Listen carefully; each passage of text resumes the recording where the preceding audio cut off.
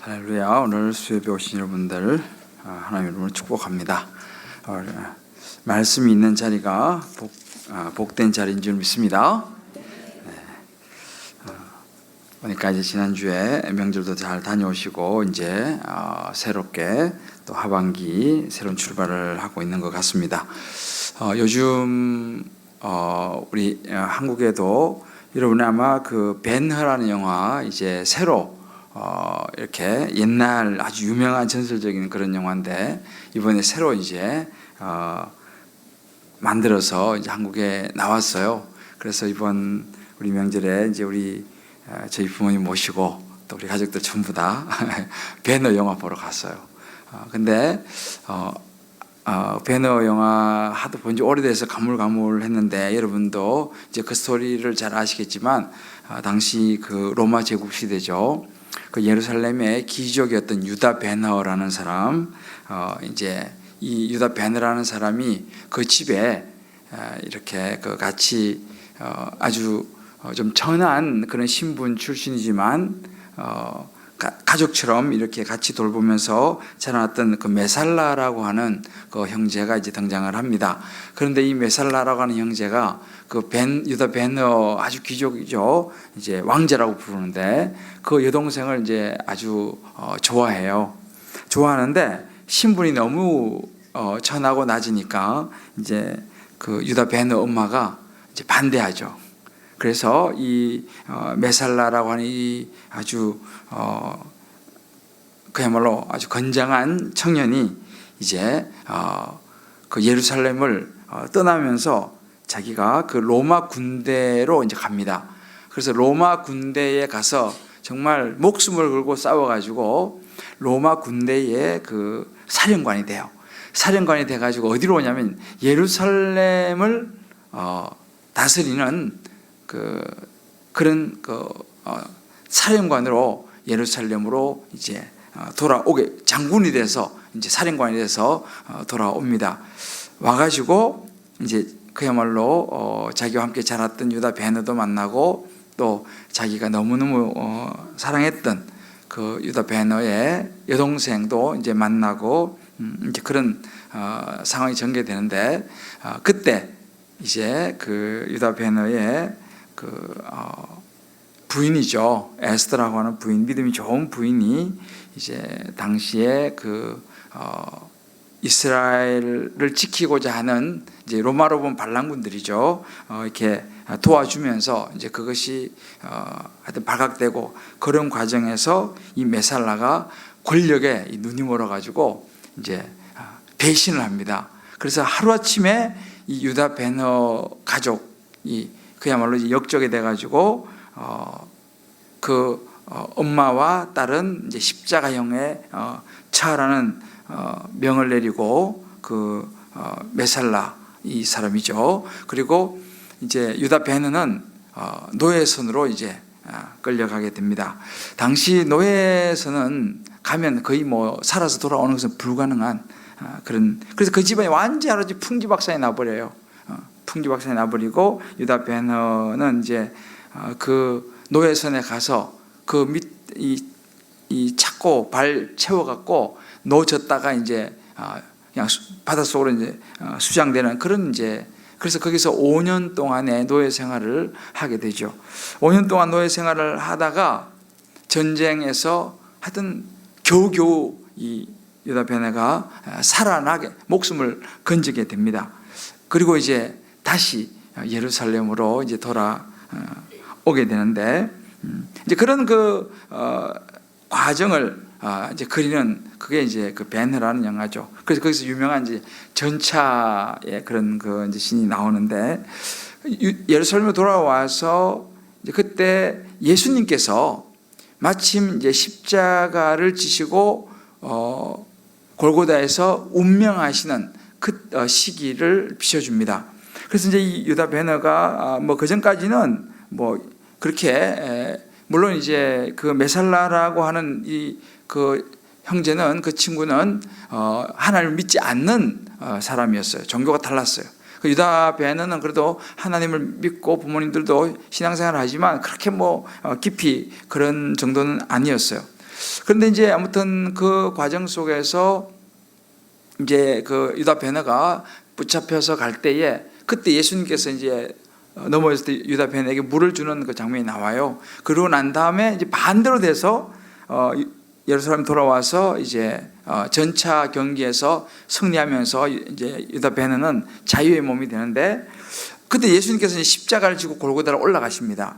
올라가시다가 이제 넘어지죠. 그때 유다 베네가 마침 거기서 옛날에 자기에게 물을 주었던 그 예수님에게 반대로 자기가 이제 물을 떠서 예수님에게 이제 먹이려고 합니다.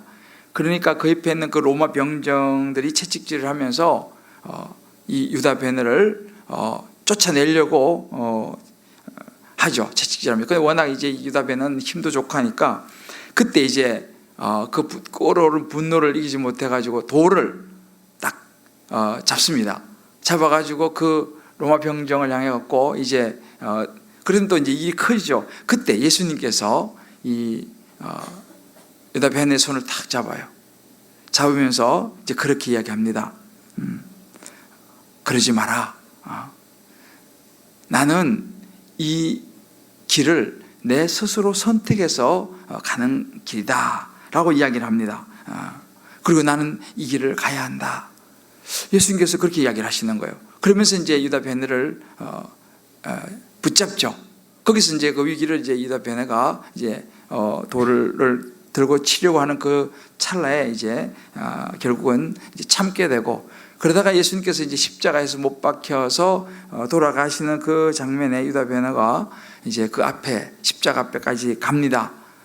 그리고 예수님께서 이제 운명하시는 그 장면을 보면서 이제 베네가 정말 이제 마음 깊은 곳에 예수님에 대해서 깊이 깨달으면서 예수님을 이제 마음속으로 이제 받아들이는 이제 그런 그 장면이 쭉 나와요. 그런데 그 사이에 그 엄마하고 여동생은 이제 문둥병이 걸려가지고 이제 있다가 예수님 십자가에 이제 돌아가시면서 그 피가 흘러내리고 이제 비가 오는 그런 상황 속에서 이제 문둥병이 낫게 되죠. 뭐 하여튼 그런 근데 마지막에 그 참 저는 장면이 인상적인데, 이제 그렇게 해서 이제 문둥이 다 낫고 그 전차 경기를 하는데, 전차 경기에서 상대방은 그 메살라라고 하는 자기를 배신하고 자기 집안을 완전히 그냥 하루아침에 짓밟아버린 그 로마의 그 사령관 이 메살라하고 이 유다 베네가 전차 경기를 하게 되죠. 근데 마지막에 이제 옛날하고는 조금 이제 버전이 좀 다른 것 같은데, 아무튼 마지막에 이 메살라가 이렇게 막 가진 이런저런 걸 트릭을 쓰지만 결국은 유다 베네가 이기고 이 메살라는 떨어지면서 죽지는 않고 이제 이 다리를 잃어버린 불구자가 되고, 완전히 이제는 뭐 진짜 아무것도 남지 않은, 이제 로마에서도 뭐 다리 잃은 그런 사람을 뭐 쓸모가 없잖아요. 뭐 버리다시피 해 버리는 이제 그런 그 장면이 나와요. 근데 마지막에 이 유다 베네가 예수님의 그 십자가의 그 용서와 그 사랑을 깨닫고 메살라에게 가서 처음에는 복수심이 불탔지만 마지막에 손을 내밉니다. 손을 내밀고 용서를 해요. 그리고 받아들여요. 그 메살라라는 그 자기 집안을 완전히 정말 그렇게 몰락하게 만든 그 사람을 용납하고 받아들여서 나중에 자기의 그 엄마와 또 여동생 한 가족의 일원으로 다시 받아들이면서 용서라는 그 테마로 그 배너 영화가 끝이 나요. 그 굉장히 좀 감동적이었어요. 그래서 야, 저렇게 어떻게 용납하고 용서할 수 있을까? 그렇잖아요. 자기 집안을 완전히 배신해가지고 그렇게 키워준 은혜를 원수로 갚아도 유분수지 완전히 몰락시켜버린 그 형제를 다시 용납하고 받아들이면서 이제 그 형제도 그것을 통해서 다시 이제 하나님께로 돌아오는 이제 그런 그 내용이었습니다. 그런데 제가 그 영화를 많이 보면서 이 메살라라고 하는 그 이제 그 사람을 보면서 그 사람이 이제 그 로마 군인 사령관이 되어서 돌아와서 이제 그런 이야기를 해요. 이 아주 정의를 이야기합니다. 논리와 이 정의를 이야기하면서 모든 그런 그 정의의 이름으로 많은 사람들을 약대하고 하는, 그때 빌라도 등장을 하게 되는데, 그 사람을 가만히 보면 그가 이 메살라라고 하는 사람이 주장하는 이 정의, 또 그가 펴는 논리, 어떤 설득, 이런 것을 가만히 보면요, 그 핵심에는 뭐가 있냐 보면 결국은 자기의 생각이 있어요. 그리고 자기의 생각이 옳은 것이죠. 자기가 볼 때는 로마의 사령관으로서 당연히 로마법에 따라서 이걸 해야 된다라고 하는 그런 자기의 분명한 생각이 있어요. 절대 다른 사람 생각을 받아들이지 않죠. 그런데 그 생각의 핵심을 보면 그것이 기준이 뭐냐라고 했을 때 겉으로 드러나는 행동입니다. 행위였어요.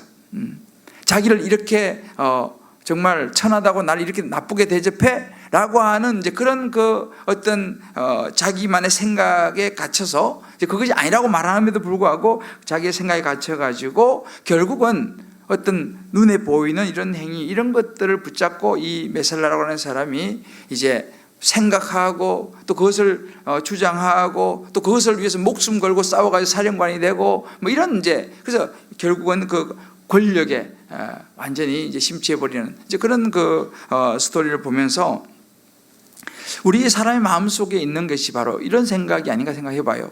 우리 안에 항상 내 생각이 옳다 라고 하는, 나도 모르게 그런 생각이 우리 안에 꽉 있어요. 내 생각이 옳다. 생각밖에 내 생각이 틀릴 수 있다라고 하는 생각을 별로 하지 않았습니다. 그리고 우리의 항상 기준은 어떤 눈에 보이는 행위에 있는 것을 보게 돼요. 그런데 여러분 가만히 보세요. 종교도 이 신앙도 마찬가지. 예수님께서 에베소 2장 8절에 그런 이야기를 하십니다. 여러분 잘 아시는, 너희가 그 은혜를 인하여 믿음으로 말미암아 구원을 얻으나니 이것이 너희에게서 난 것이 아니요 하나님의 선물이라, 이렇게 말합니다. 그러면서 하는 말씀이 행위에서 난 것이 아니니 이는 누구든지 자랑하지 못하게 하려니라 그랬습니다. 그러니까 이 보면요, 우리 항상 믿음과 행위의 문제가 계속적으로 우리 신앙에 있어서, 우리 인생에 있어서 이 믿음과 행위의 문제가 이슈가 되는 거예요. 믿음은 당장 눈에 보이지 않습니다. 행위는 눈에 보이죠. 제가 이제 그 훈련을 요즘 이제 여러 우리 분들하고 이제 제가 훈련을 다양한 관점에서 훈련을 하는데, 제가 자주 이제 꼭 항상 첫 번에 묻는 질문이 있어요. 그 질문이 뭐냐면, 만약에 당신이 오늘 밤이라도 세상을 떠난다면 천국에서 눈을 뜰 수 있다고 생각하십니까? 라는 질문이에요. 제가 이 질문을 꼭 던집니다. 그럴 때 생각보다 많은 분들이 이 대답에 선뜻 대답을 하지 못하는 걸 보게 돼요. 집사님이죠. 신앙생활도 제법 오래 했죠. 그런데 오늘 밤 내가 세상을 떠난다면 천국에서 눈을 뜰 수 있다는 확신을 가지지 못하는 분들이 생각보다 많습니다. 그러면 그분이 예수를 안 믿느냐라고 할 때 꼭 그렇지만은 않아요. 그런데 그런 자신은 없습니다. 그래서 제가 이제 쭉 이야기를 들어보면서 많은 경우가 이제 비슷해요. 이유는 뭐냐면 하나님 앞에서 내가 바로 못 살아서요 라고 대부분이 그렇게 얘기합니다. 내가 하나님 앞에서 바로 살지를 못해서요. 하나님께서 말씀하시는 걸 제가 다 따르지를 못해서요. 참 부끄러워서요. 이렇게 이제 이야기를 하는 경우가 굉장히 많아요. 또 앞으로도 제가 예수님을 온전히 따라간다고 사실은 제가 말할 자신이 없습니다. 이렇게 이야기해요. 굉장히 정직한 대답이죠. 그래서 자기는 천국에 갈 수 있다라고 자신 있게 이야기를 못하겠다라고 하는 것이죠. 굉장히 착한 사람이고 양심적인 분들입니다. 여러분, 오늘 여기 오신 분들도 각자 한번 생각해 보세요. 내가 오늘 밤 세상을 떠난다면 뭐 그럴 리 없겠지만 만약에 내가 오늘 밤, 사람 모르는 일이잖아요. 오늘 밤 내가 세상을 떠난다면 천국에서 눈을 뜰 수 있겠는가라는 거예요. 여러분 눈을 뜰 수 있다고 믿습니까? 네. 우리 수요 예배 나오신 분들은 아마 대부분이 그럴 확신이 있으신 것 같아요. 그러면 왜 그런 확신이 없느냐라는 거죠. 그럼 어떻게 하면 그런 확신을 가질 수 있느냐? 이제 오늘 이게 로마서 이 말씀이 사실은 핵심에 그런 부분이 들어있어요. 오늘 우리가 30절에 보게 되면 이렇게 나옵니다. 30절 같이 읽어볼까요? 시작. 그런즉 우리가 무슨 말하리요?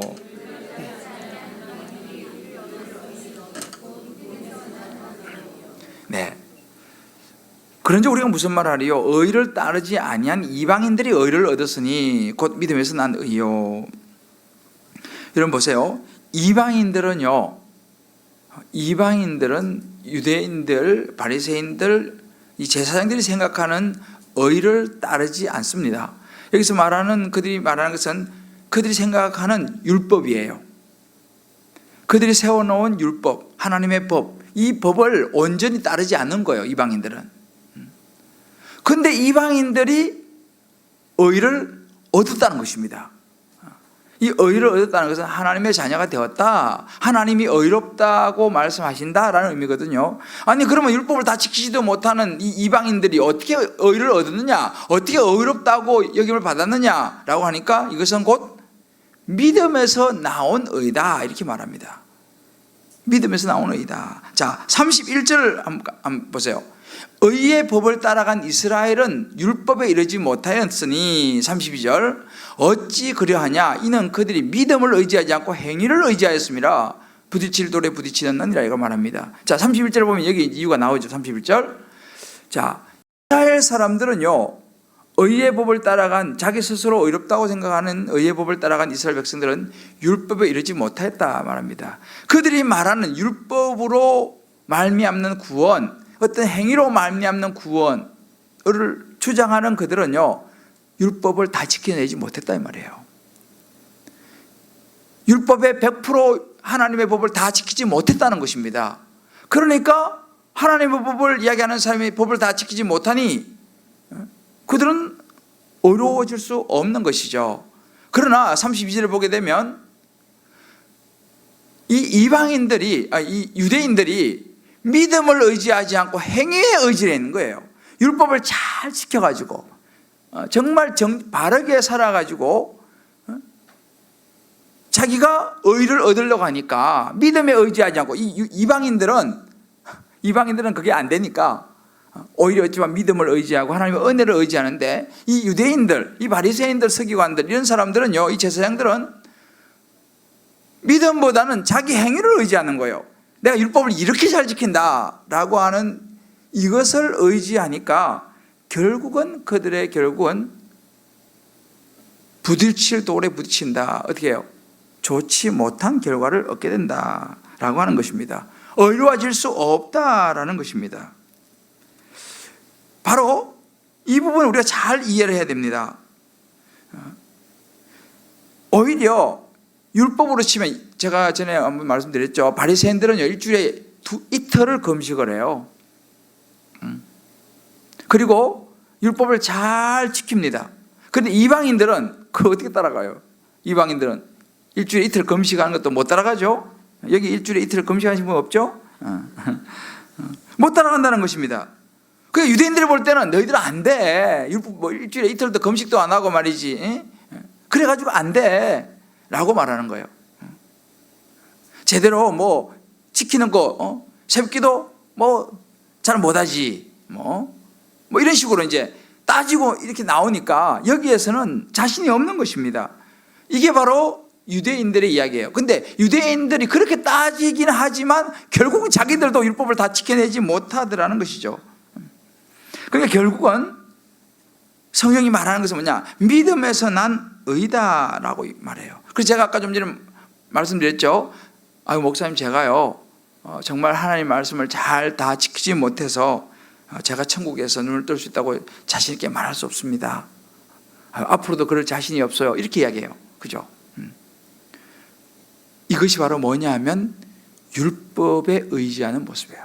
왜? 난 그거 다 지키지 못했으니까, 하나님 말씀에 내가 비춰서 부끄러운 것도 있으니까 내가 어떻게 천국에서 눈을 뜬다고 제가 이야기할 수 있겠습니까? 라고 하는, 어찌 보면 겸손 섞인 말이지만 그것은 유대인의 율법을 생각하기 때문에 그런 거예요. 그게 아니라는 것입니다.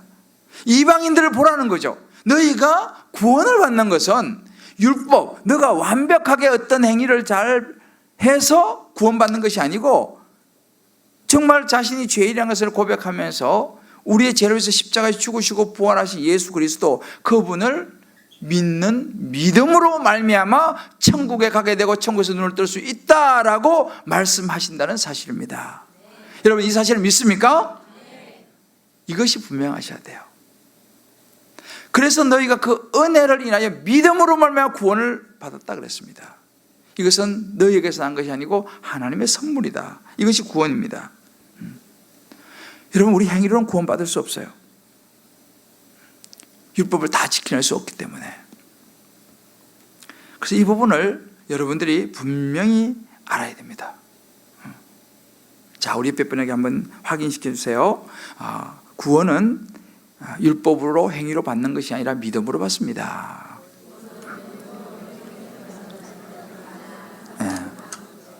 예. 할렐루야. 여러분, 오늘 밤이라 세상을 떠나시면 천국에서 눈을 뜰 수 있겠습니까? 자신 있게 아멘할 수 있어야 돼요. 믿습니까? 아멘이죠. 아이, 목사님 그래도요, 이런 분이 있어. 목사님 그래도요, 그래도 진짜 사람 빚내도 낯짝이 있어야지. 목사님, 그래도요, 이렇게 이야기해.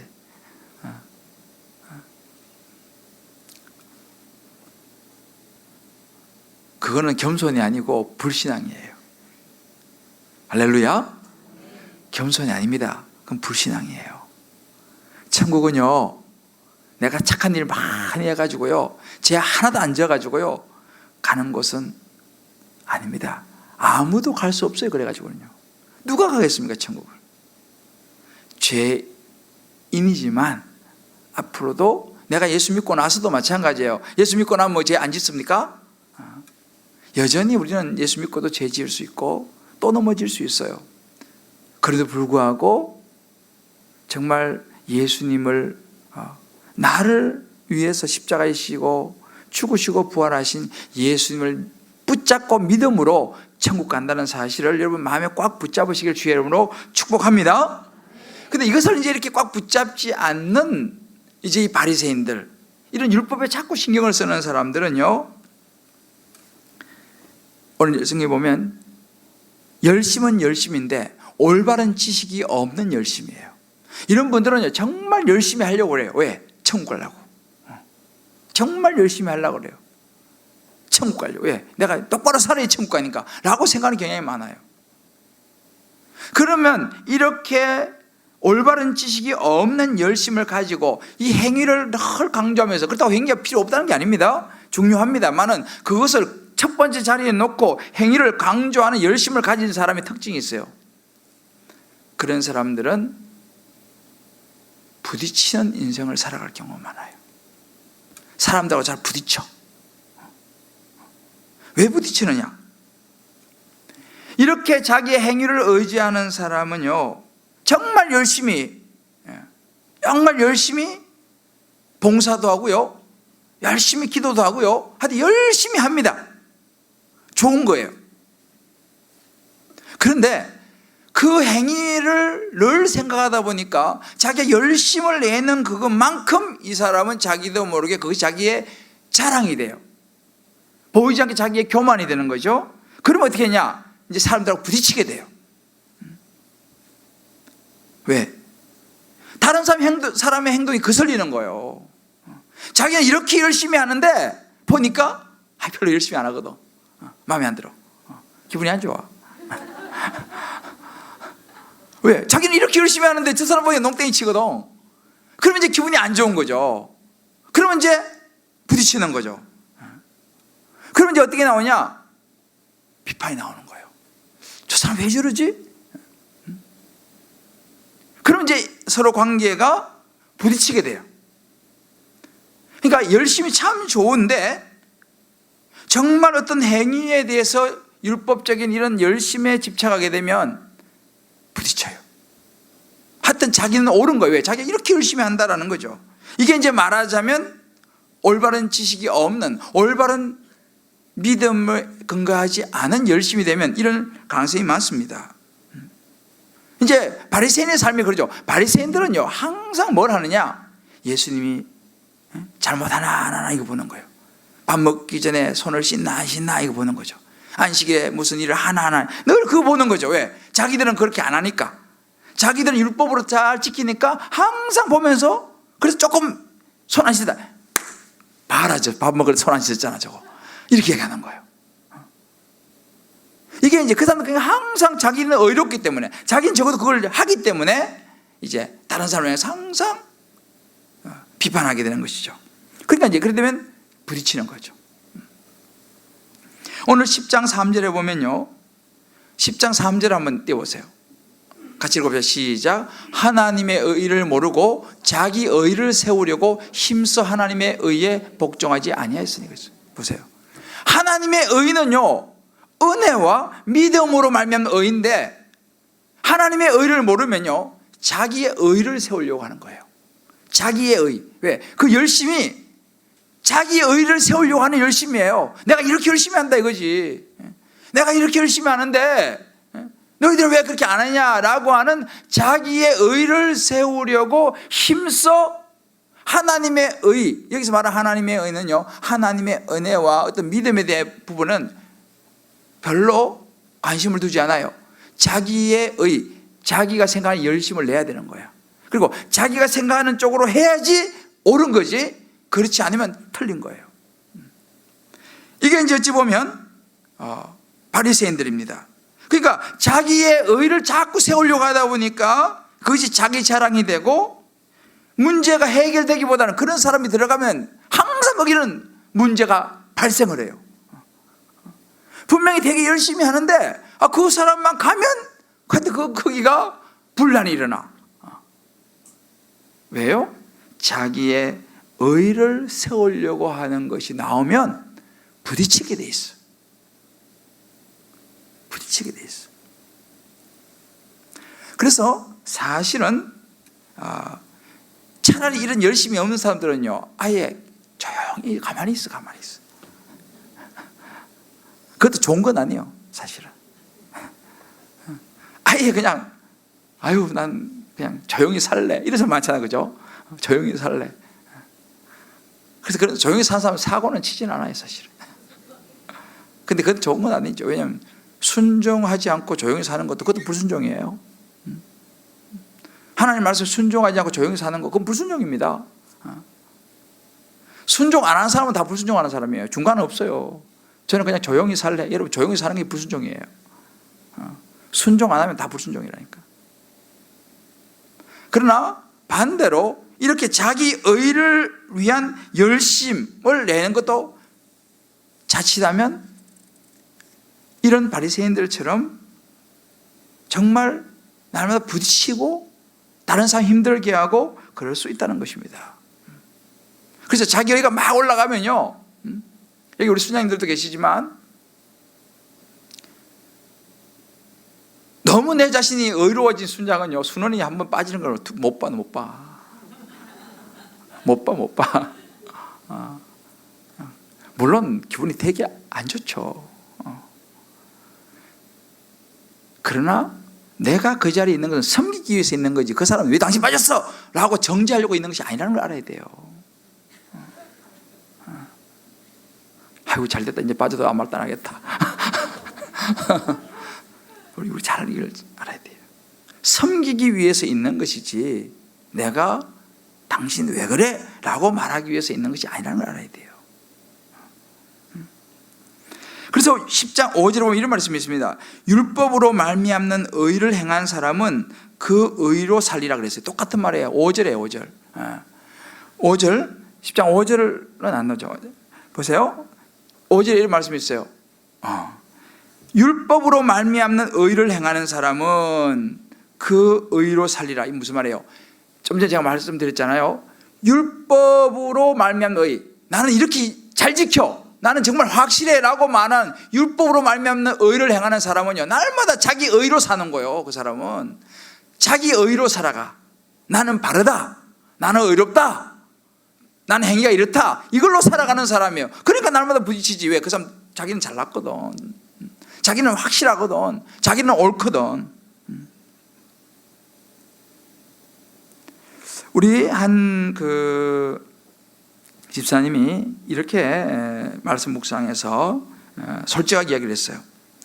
이분은 이제 양육을 하는 우리 양육자 집사님인데, 하나님께 열심은 있으나 하나님의 은혜보다 나의 얄팍한 성경 지식과 논리적인 말투로 훈련시킬 수 있다고 생각한 제 교만의 모습을 바라봅니다. 얄팍한 성경 지식을 포장하다가 쓸데없는 나의 생각과 판단이 들어갈까 봐 두렵습니다. 이렇게 고백했어요. 그래서 이런 모습이 들어간 자기의 그런 부분들을 말씀 앞에 비춰서 이제 회개한 거예요. 오늘 이 본문을 묵상하면서 자기도 모르게 하나님의 은혜보다 자기의 어떤 성경 지식, 그리고 어떤 그 논리적인 이걸로 자꾸만 훈련시키려고 하는 자기의 의와 자기 자랑이 자기도 모르게 나오더라는 거예요. 훈련을 시키려고 하다 보니까 자기 판단이 나오더라는 것이죠. 말씀을 가지고 하는 것이 아니라 자기도 모르게 그렇게 되더라 라는 것을 고백해요. 참 감사하죠. 왜? 그래도 말씀에서 이런 자기 자신의 모습을 볼 수 있다는 것이 희망이에요. 우리가 이럴 수 있다는 사실이에요. 제가 우리 한 집사님의 오늘 이 묵상을 제가 좀 적용을 한번 읽어드릴게요. 한번 여러분 들어보시면서 나는 어떤가, 이 집사님이 말씀 묵상하고 이렇게 적용을 했어요. 처음 우리 교회를 온 2010년 나를 돌이켜보면 나는 참 싸가지가 없었던 사람이었다. 아주 네. 교회 생활을 해본 적이 없던 나에게 나를 반겨주는 목사님들과 나를 챙겨주시는 순장님이 좋았다. 그리고 같이 봉사하는 부서 사람들 중에 마음 맞는 몇 명이 좋아 그들하고만 친했다. 처음에는 교회 생활이 재미있고 좋아하는 사람들과 끼리끼리 다니며 다른 성도들에게는 관심도 없었고 잘 지내고자 하는 마음조차도 없었다. 제자훈련을 받으면서도 사역훈련을 받으면서도 나는 한 명의 동역자가 없었다. 근데 그것이 문제라고 생각해 본 적이 없었고 나는 나 좋은 것만 했고 하고 싶은 말을 그러지 않고 했었고 내가 듣고 싶은 것만 듣고 보고 싶은 것만 보았다. 그런데 그것이 문제라고는 그 당시 생각을 못했었다.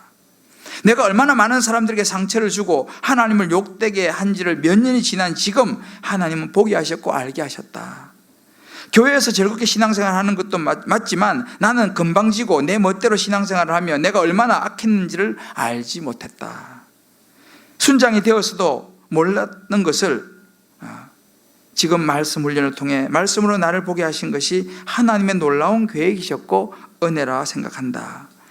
하나님은 그 당시 내가 많은 사람들의 왕따이고 본이 되지 못하는 사람인 것을 그냥 참고 보셨다. 하지만 오랜 시간 말씀을 통해 나를 조금씩 변화시키시고 너무도 이기적인 사람이었던 나의 순원의 고통을 그대로 체휼하게 하시고 그 마음을 위로하게 하시며 그 영혼을 아파하는 마음을 주셨다. 또 늘 남편에게 내가 참고 살고 있는 것이 억울하기만 했는데 내가 변하니 남편이 지금까지 나를 배려해 준 것이 어마한 것을 알게 하셨다. 내가 변할 수 있었던 원동력은 말씀과 기도의 자리에 붙어 있었기 때문이라고 생각한다. 다윗도 한순간 죄를 범했지만 그 순간은 하나님 보시기에 악했다. 하지만 회개하고 돌이킬 수 있었던 것은 하나님 안에서 자신을 보았기 때문이다. 예전엔 하고 싶은 것만 하고 실험 많은 성격이었지만 지금 나는 대부분 견딘다. 그런데 이 견딤이 참 좋기까지 하다. 지금 이 부끄러운 얘기들도 감히 나눌 수 있는 것은 인간의 나약함을 인정하고 언제 또 한순간 무너질 수 있는 사람이란 것을 알기에 나의 이 바닥을 드러냄이 나의 유익이 될 것이라 믿기 때문이다. 할렐루야죠. 얼마나 말씀 앞에서 정말 솔직한 자신의 모습을 바라보는 모습입니까? 우리 교회가 소망이 있다니까요. 이런 순장이 이제 우리 교회에서 많이 생겨나고 있어요. 그러니까 참 나는 은혜가 되는 게 뭐냐면 이 견딤이, 이거 자꾸 견디다 보니까 이 견딤이 좋은 거예요. 할렐루야. 이게 예수님 마음이에요. 다른 게 아니고 이게 이제 예수님께서 주시는 마음이죠. 내가 율법만 가지고 붙잡고 있으면요, 이걸 깨닫지를 못한다니까요. 내가 좋은 거는 오케이, 내가 싫은 건 노. 다른 사람 관심이 없어. 그래서 얘기했잖아요. 싸가지가 없었던 나라고. 우리 집에는 정말 싸가지 없는 사람이 들어있어요. 근데 우리가 그런 분들도 이해를 해줘야 돼요. 이집사님 고백했잖아요. 몰랐던 거예요. 몰랐던 거예요. 그래서 나쁜 게 아니고 몰랐었어. 그때는 몰랐어. 그러려고 그런 게 아니에요. 이 집사님 참 착하고 좋은 분이에요. 근데 몰랐어. 자기 얼마나 싸가지 없었다는 거예요. 그때는 몰랐어. 근데 지금 보니까 내가 너무 싸가지가 없었구나 보게 된 거죠. 그 여러분 주변에 싸가지 없는 분들 보면요, 저분이 몰라서 그렇구나 이렇게 생각하시면 돼. 자, 옆에 이야기해줘요. 몰라서 그런 거예요. 몰라서 그런 거예요. 그래서 그런 분들을 보이시면요, 유영상 목사한테 데리고 가요. 가서 제자반 등록시켜. 제자반 등록시키면 돼. 그러면 제자반 가가지고 말씀 묵상 하면은요, 이제 알게 돼요. 내가 되게 싸가지 없었구나. 이걸 이제 알게 돼. 제자반 가지고 안 되면 사역반을 등록을 시켜. 말씀 보면요, 우리가 오늘 주님께 말씀하신 게 뭐예요? 이렇게 올바른 지식, 진짜 하나님의 은혜와 믿음을 알지 못하고 자기 율법으로, 자기 행위로, 자기 의로 살아가게 되면요, 이렇게 부딪히는 인생이 된다니까요. 자기밖에 모르는 인생이 된다니까요. 싸가지 없는 인생이 된다니까요. 그래서 우리는 정말 이제는 어떤 나의 열심, 너무 귀한 거지만 하나님의 은혜와 믿음 안에서 내 자신이 얼마나 참 부끄러운 죄인인가를 날마다 깨달으면서 하나님, 저 같은 죄인을 구해주신 하나님의 은혜 감사합니다 라는 고백으로 우리가 신앙생활을 해나가게 될 때에 우리는 이 땅에서도 하나님 마음을 알게 되고 또 주변 사람들과도 참 서로 좋은 관계를 맺으면서 이해하고 받아주면서, 그래서 제가 아까 유다 베느가 그런 이야기를 해요. 그 부인이 애쓰던데 믿음이 되게 좋아요. 정으로는, 정오, 복수 가지고는 이 문제를 끝낼 수 없다는 거예요. 왜? 정오는 정오를 낳고 복수는 복수를 하니까 끝이 안 난다는 거지. 결국은 용서와 용납과 사랑이라는 거죠. 근데 그 말이 맞는 거예요. 이게 어려운 이야기입니다만 저와 여러분이 정말 하나님의 말씀, 이 율법은 이에는 이, 눈에는 눈, 이거잖아, 그죠? 그러나 예수님은 그 율법을 뛰어넘어서 사랑이라는 법을 가지고 은혜와 믿음으로 구원을 해주신다는 사실을, 저와 여러분도 그렇게 은혜로 구원받았다는 사실을 기억하면서 우리 마음속에 정말 율법으로 말미암는 의가 아니라 은혜로 말미암는 의를 붙잡고 살아가시기를 주의 이름으로 축복합니다. 각자 한번 이 부분을 적용해 볼 때 나는 자꾸만 어디 집에서나 아니면 어떤 다락방이나 아니면 누구 이렇게 어떤 공동체에서 자꾸 부딪히는가 한번 생각해 보세요. 내가 자꾸 부딪힌다 그러면요, 나는 아마도 내가 이 어떤 율법, 어떤 행위로 말미암는 의가 내 안에 가득 차 있을 가능성이 있어요. 내 의가 자꾸만 살아 있을 가능성이 많습니다. 자꾸 부딪힌다라는 것은. 한번 각자가 한번 생각을 해보세요. 그것이 오히려 어떤 구원을 방해하고 있지는 않는가라는 거죠. 내 의를 나도 모르게 드러낸다는 것은요, 구원에 방해가 된다는 걸 알아야 돼요. 자, 그러면 이제 우리가 어떻게 되느냐? 이 얘기만 하고 오늘 좀 마무리하죠. 이제 우리는 이렇게 율법으로 말미암는 의가 아니라 은혜로 말미암는 의, 그러니까 이 바리새인의 반대로 은혜를 아는 세리와 같은 마음을 가진 사람으로 살아가야 될 줄을 믿습니다. 세리는요, 항상 자신의 약함을 깨닫는 사람이에요. 바리새인은 기러기에 서서 막 그냥 기도하고 막 이렇게 보여주는 식이라면, 세리는 고개를 들지 못하고 차마 고개를 들지 못하고 부끄러워서 가슴을 치면서 회개하는 사람이 세리입니다. 이러한 그 세리는, 그러니까 우리가 봤잖아요. 예수님이 세리를 선택하신다니까요. 이 세리의 이 자세, 그러니까 정말 예수님의 사랑을 깨닫고 십자가의 은혜를 깨닫고 살아가는 사람. 나도 죄인인데 내가 누굴 향하여서 돌을 던질 수 있나? 나도 예수님의 은혜로 구원받고 용서받은 사람인데 내가 누굴 향해서 뭐라고 말할 수 있겠는가? 라고 하는 걸 깨닫는 사람이 은혜로 말미암는 의로 살아가는 사람입니다. 성경에 보면, 여러분 누가복음 15장에 보면 유명한 비유가 나오잖아요. 돌탕의 비유, 돌아온 탕자의 비유. 돌탕형이 나와요. 돌탕형. 돌아온 탕자 형. 형은요, 동생이 돌아오는 게 되게 기분 나빠해요. 우리가 그 15장 28절에 보면 이렇게 얘기해요. 그가 노하여 들어가고자 아니하여. 아니, 자기 이제 들어서 일하고 왔는데 자기 동생 그 완전히 탕자 그 동생을 맞이해주는 아버지 보고 기분 나빠가 집에 안 들어가려 한다니까요. 난 기분 나빠 집 못 들어가겠다고 그래요. 왜? 자기는 안 그렇다 이거잖아요. 자기는 어렵다 이거잖아요. 그죠? 나는 사고 친 적도 없는데, 나는 아버지 말을 항상 잘 들었는데, 나는 이렇게 일도 열심히 했는데, 저 말이지 아버지 말도 안 듣고 사고 치고 허랑방탕해서 갔던 그 동생을 받아주는 거 나는 기분 나쁘다 이거지. 난 집에 안 들어간다는 거예요. 이게 탕자의 형의 모습이에요. 사실은 탕자의 형은요, 어찌 보면 반듯한 사람이죠. 동생처럼 그렇게 사고도 안 쳤잖아요. 그러나 탕자의 형의 마음속에 있었던 자기의 의를 그는 깨닫지 못했어요. 그것이 죄입니다. 그 의로움이 죄인 거죠. 그 의로움이 동생을 받아들일 수 없게 만드는 거죠. 저 동생하고, 나는 저 동생을 받아주는 집에 들어가기 싫어요. 성경에 나와요. 그가 노하여 들어가고자 아니하여. 종들이 나와서 아유 집으로 들어가셔죠. 싫어, 난 집에 안 들어갈래. 그거 아니에요? 왜? 자기 어렵다 이거지. 우리가 알아야 돼요.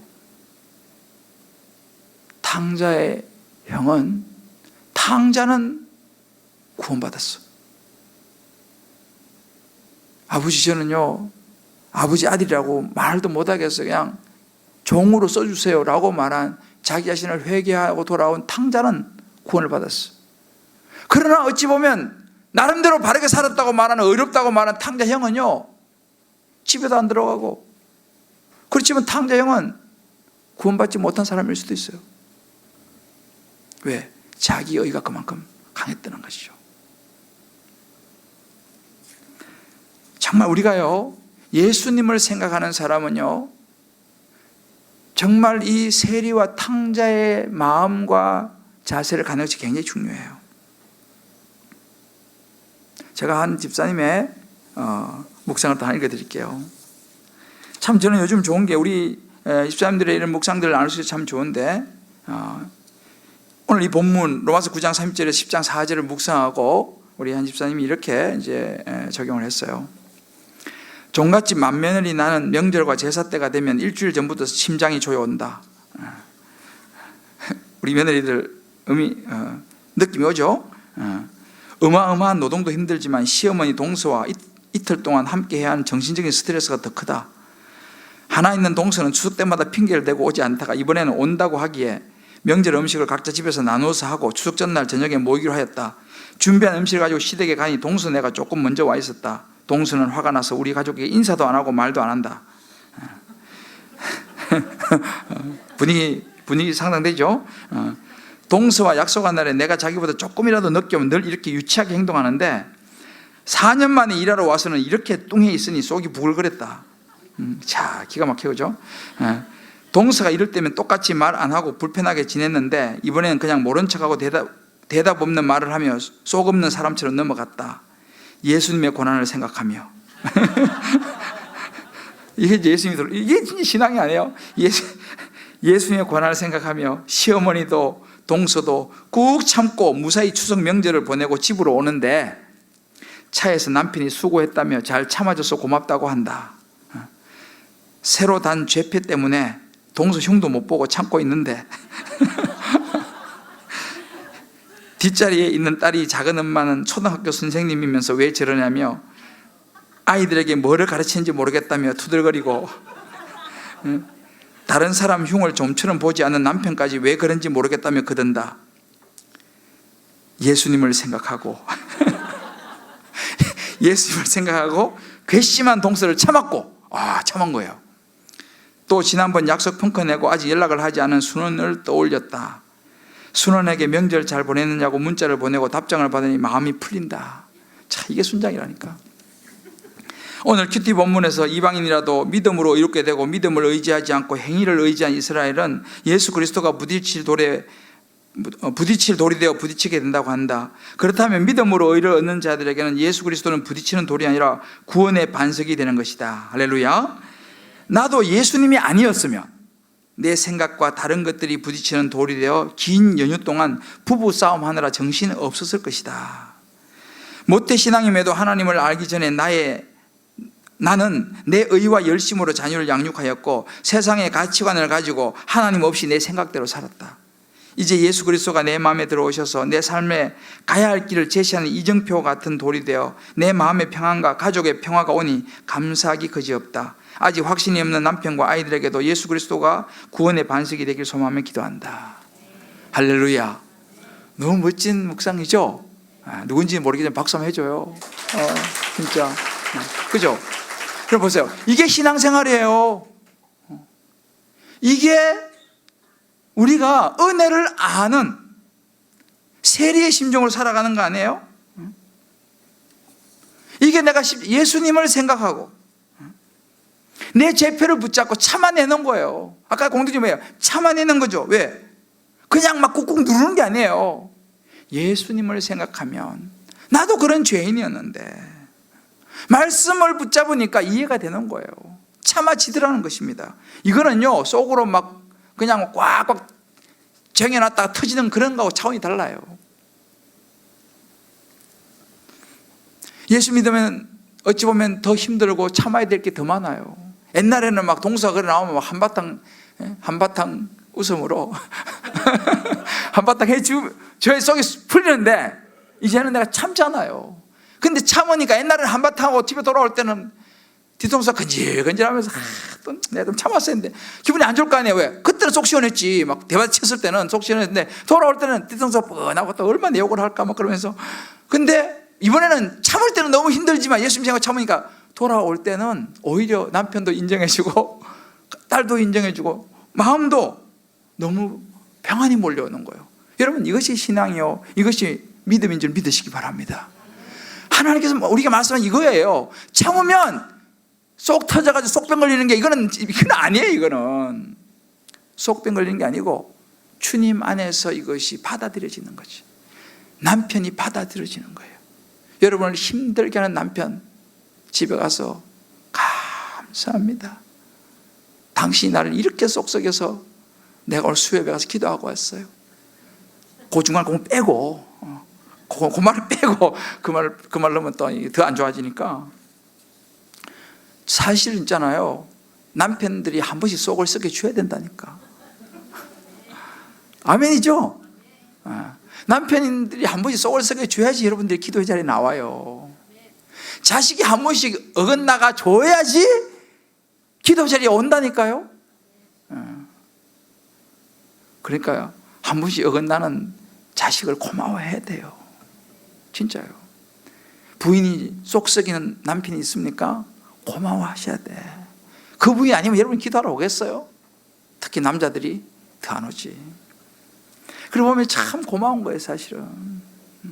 너무 사고 안 치는 남편 좋아하지 마세요. 내가 게을러져 버려요. 사랑하는 우리 성도님 여러분, 우리가 정말 내 의의를 가진, 내 열심을 가진 바리새인의 모습으로 살 것인가, 아니면 그래 나도 부족한데요, 예수님도 나를 위해 십자가에 지셨는데요, 내 행위로 나는 구원받을 수 없는데요, 나도 부족하지만 예수님이 나를, 내 행위로 어렵다 그러면 난 지옥 가야 되는데, 내 행위가 아니라 나 약함에도 불구하고 나를 어렵다 해주시고 그냥 예수님 믿으면, 받아들이면 그 믿음으로 나를 어렵다 해주신 하나님, 내가 너무 감사해서 저도 이제 다른 사람 힘들지만 제가 받아주겠습니다. 용납하고 때로 쏙썩이는 남편, 힘들게 하는 자식 혹은 아내 혹은 부모, 주님 저도 은혜를 입었기 때문에 제가 더 참아주고 더 이해해주고 받아주겠습니다 라고 하는 결단이 저와 여러분에게 있게 되기를 주의 이름으로 축복합니다. 이제 주님, 제가 부딪히는 거 그것도 알고 보니 제 의네요. 정말 이제는 내가 화평을 심는 자로, 하나님의 십자가를 이루는 삶으로 살아가기 원합니다 라는 이런 고백이 저와 여러분에게 있게 되기를 주님의 이름으로 축복합니다. 오늘 우리 여러분하고 같이 천부여 어지없어 이 찬송 한번 불렀으면 좋겠어요. 우리가 정말 옛날에 이 찬송 많이 불렀는데요, 천부여 어지없어서 손들고 옵니다. 주 나를 박대하시면 내 어디 가리까. 이 찬송 우리 같이 부르면서, 하나님 제가 잘나서 율법을 다 지켜서 제가 구원받은 사람이 아니라, 사실은 율법으로 치면 지옥 가야 되지만 저를 구원해 주신 하나님 감사합니다는 마음으로 우리 찬송 같이 한번 부르고 우리 한번 같이 기도하죠.